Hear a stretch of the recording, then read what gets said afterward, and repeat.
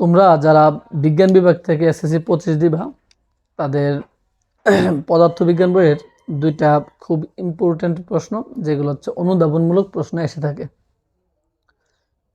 প্রশ্ন দুইটা কি? প্রশ্ন দুইটা হলো, একটা দেখবা হচ্ছে প্রশ্ন আসে যে ক্ষমতা একটি লব্ধ রাশি। ক্ষমতা একটি লব্ধ রাশি। ব্যাপারটা এমন না যে ক্ষমতা একটি লব্ধ রাশি সবসময় আসবে। ব্যাপারটা এমন যে বলতে পারে কাজ একটা লব্ধ রাশি, যে কোনো জিনিস একটা লব্ধ রাশি বলতে পারে, মানে লব্ধ রাশি হবে এমন কিছু একটা বলতে পারে। আরেকটা প্রশ্ন হচ্ছে গতিশক্তির সাথে ভরবেগের একটা সম্পর্ক তোমাকে দেখাইতে বলে।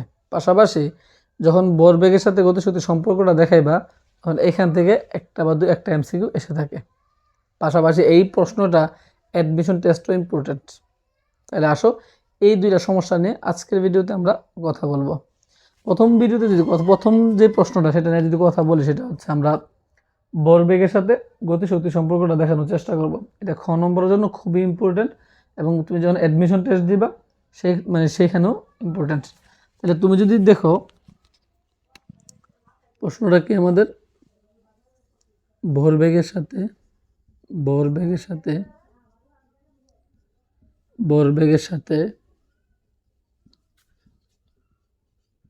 গতিশক্তির সম্পর্ক।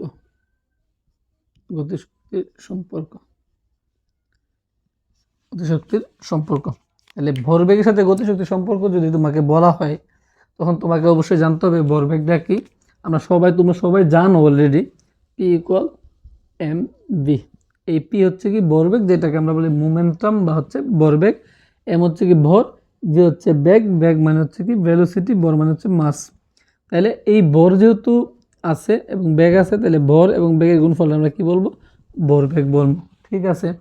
আর গতিশক্তি হচ্ছে কি আমাদের ইকে সমান হাফ এম বি স্কয়ার, যেটাকে আমরা বলেছি কাইনেটিক এনার্জি। কি বলি? কাইনেটিক এনার্জি সমান হচ্ছে হাফ এম বি স্কয়ার। ঠিক আছে, এতটুকু একটু মাথায় রাখো।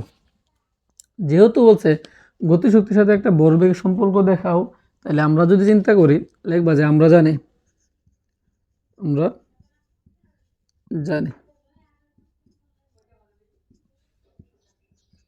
ইকুয়াল কত? Half M V square. তাহলে এম বি স্কয়ার লিখে উপরে, নিচে হচ্ছে কি আমাদের 2 আছে। তাহলে তোমার যেহেতু বলছে গতিশক্তির সাথে একটা ভরবেগের সম্পর্ক দেখাইতে, তুমি বলতেই পারো যে ভাই এম বি স্কয়ার ভাগ তো 2 আছে, তাই না? তাহলে আপনি এভাবে লিখতে পারেন যে এম ভি ইন্টু ভি ভাগ হচ্ছে 2। তখন আপনি বলতেই পারেন যে ইকে তো অবশ্যই থাকবে। আপনি বলতেই পারেন যে ইকে সমান পি ইন্টু হচ্ছে বি বাই হচ্ছে 2 সমান হচ্ছে ইকে। তাহলে ইকের সাথে তো বি এর একটা পি এর সম্পর্ক হইতেছে, তাহলে এটা দেখাই দেন। কিন্তু ভাই তুমি এই বেগ রে কোথায় নিবা? আমার তো বলছে শুধুমাত্র গতিশক্তির সাথে একটা ভরবেগের সম্পর্ক দেখাইতে। আমি যদি এখান থেকে এই ইকের সাথে একটা পি এর সম্পর্ক এখন দেখাই দিই, এম ভি ইন্টু ভি সম্পর্ক দেখাই দিই, তাহলে কিন্তু হইতেছে না, কারণ ভি বাই 2 এখানে একটা আমার আছে, সেই জন্য এটা পসিবল না। তাহলে কি পসিবল? তোমার সাথে একে রাখো,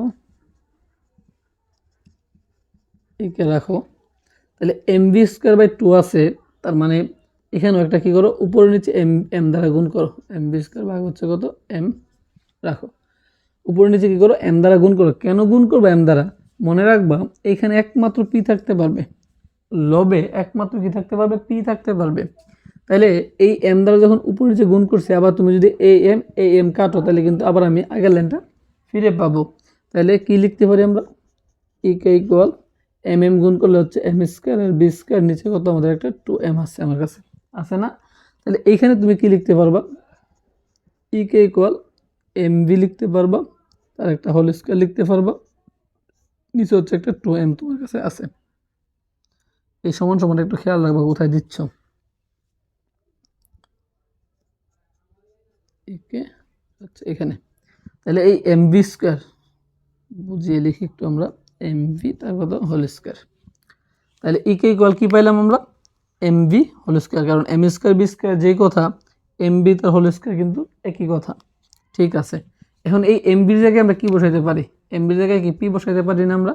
এম বির জায়গায় যদি পি বসাইতে পারি, আমরা লিখি যে ইকে ইকুয়াল কত আমাদের? এম বির জায়গায় পি বসাইলে একটা স্কোয়ার আছে, স্কোয়ার, আর নিচে কত একটা আমাদের 2m। 2m। ঠিক আছে, এখন তুমি দেখো আমি যেহেতু এই এমভি সমান কি পির উপরে কি আছে, একটা স্কোয়ার আছে, এই জন্য আমরা কি লিখলাম, স্কোয়ার লিখলাম, নিচে হচ্ছে কি 2m।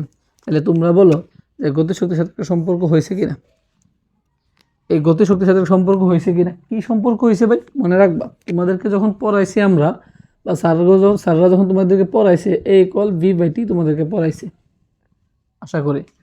বলছিল যে সময়ের সাথে বেগের পরিবর্তন হারকে কি বলছিল, ত্বরণ বলছিল।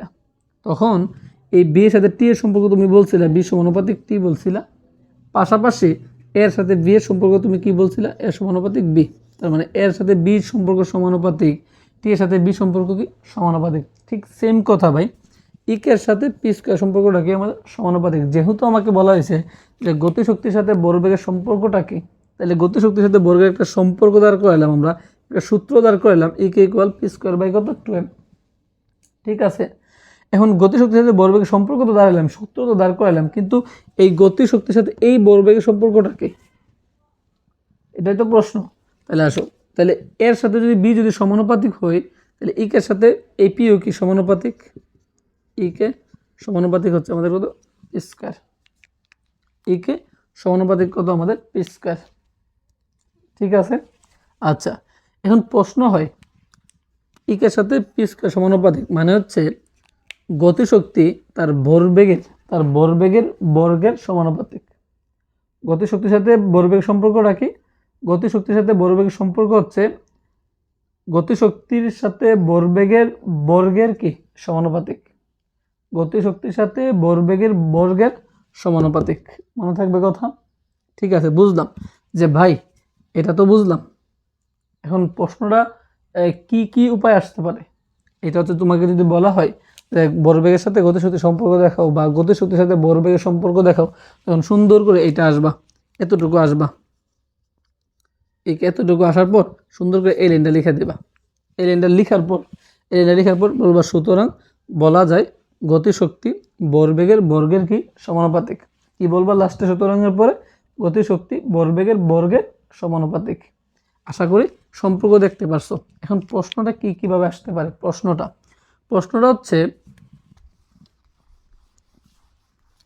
প্রশ্নটা এইভাবে আসতে পারে যে বলা হয় যে ভরবেগ যদি দ্বিগুণ করা হয়, ভরবেগ যদি কি করা দ্বিগুণ করা হয়, তাহলে গতিশক্তি কত গুণ, ভরবেগ যদি দ্বিগুণ করা হয় তাহলে গতিশক্তি দ্বিগুণ, এই গতিশক্তি কত গুণ।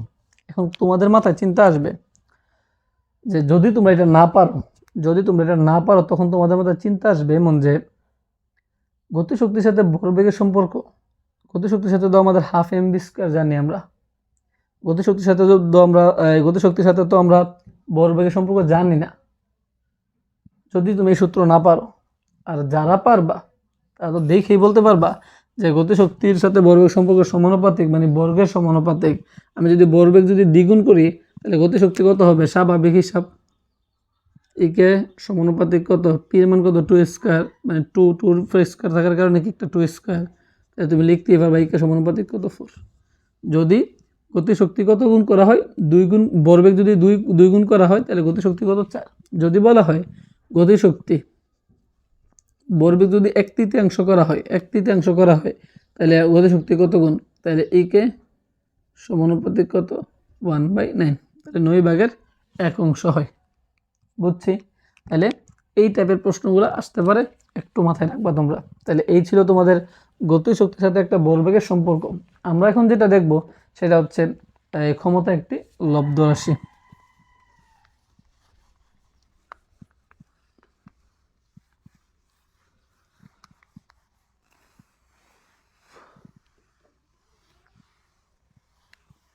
তুমি জাস্ট ক্ষমতা একটি লব্ধ রাশি শিখো, এটা খুব বেশি পরিমাণে আসে। যদি এটা কোনো কারণে না আসে, এটার মতোই করবা বা চেঞ্জ হতে পারে। তাহলে আসো আমরা প্রশ্নটা কি, ক্ষমতা একটি লব্ধ রাশি, ক্ষমতা একটি লব্ধ রাশি, ক্ষমতা একটি লব্ধ রাশি ব্যাখ্যা করো। প্রশ্ন করবে যে ক্ষমতা একটি লব্ধ রাশি ব্যাখ্যা করো। তাহলে আমি 2টা উপায় দেখাবো তোমাদের, 2টা উপায় শিখে রাখো। তুমি যে উপায়ে তোমার কাছে কমফোর্টেবল মনে হয় তুমি ওই উপায়ে করতে পারবা, সমস্যা নেই। লিখবা যে যেহেতু বলছে তোমাকে যে ক্ষমতা একটি লব্ধ রাশি, ক্ষমতা একটি লব্ধ রাশি যেহেতু তোমাকে বলছে, তুমি প্রথমে লব্ধ রাশির সংজ্ঞাটা দিবা। কি দিবা? লব্ধ রাশির সংজ্ঞা দিবা। লব্ধ রাশির সংজ্ঞাটা আগে দিবা। লব্ধ রাশির সংজ্ঞাটা আগে দিবা। কি বলবা? যে যে সকল রাশিকে প্রকাশ করার জন্য একাধিক রাশির প্রয়োজন হয়, যে সকল রাশিকে প্রকাশ করার জন্য একাধিক রাশির প্রয়োজন হয় তাকে লব্ধ রাশি বলা হয়। শেষ সোজা কথা। লিখবা যেহেতু বলছে ক্ষমতা একটি লব্ধ রাশি, তুমি প্রথমেই বলবো লব্ধ রাশিটা কি বলতে হবে। যে সকল রাশিকে প্রকাশ করার জন্য একাধিক রাশির প্রয়োজন হয় তাকে কি বলা হয়? লব্ধ রাশি বলা হয়। আচ্ছা, লব্ধ রাশির সংজ্ঞা যাওয়ার পরে তুমি নিচে এসে লিখবা যে আমরা জানি,